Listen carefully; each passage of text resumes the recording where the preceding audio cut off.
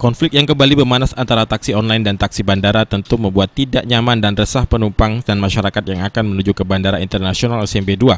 Hal ini tentu sangat disayangkan, terlebih Bandara SMB 2 akan menjadi pintu gerbang Palembang yang akan menjadi tuan rumah Asian Games.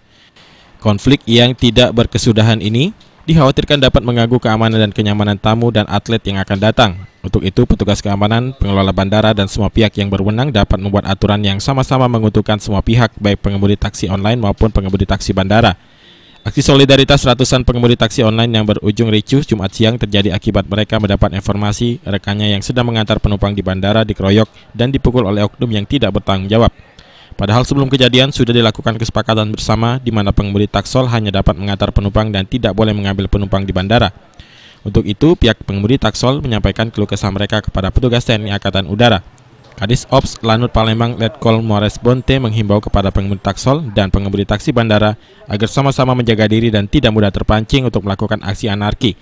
Dengan masih terjadinya gesekan antar pengemudi taksi ini, pihaknya dalam waktu dekat akan melakukan mediasi dengan semua pihak, mengingat sebentar lagi Palembang akan menjadi tuan rumah Asian Games.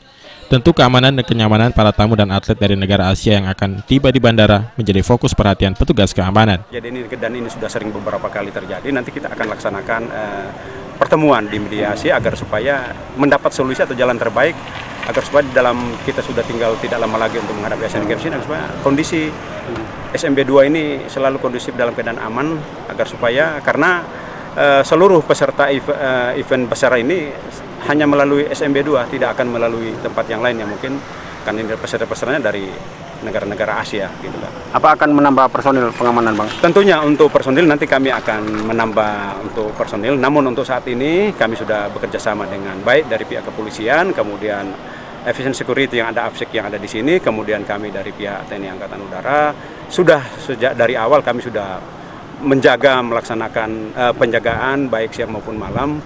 Namun kejadian yang terjadi di sini memang itu terjadi di mana anggota kita memang tidak berada di posisi yang ada di sini.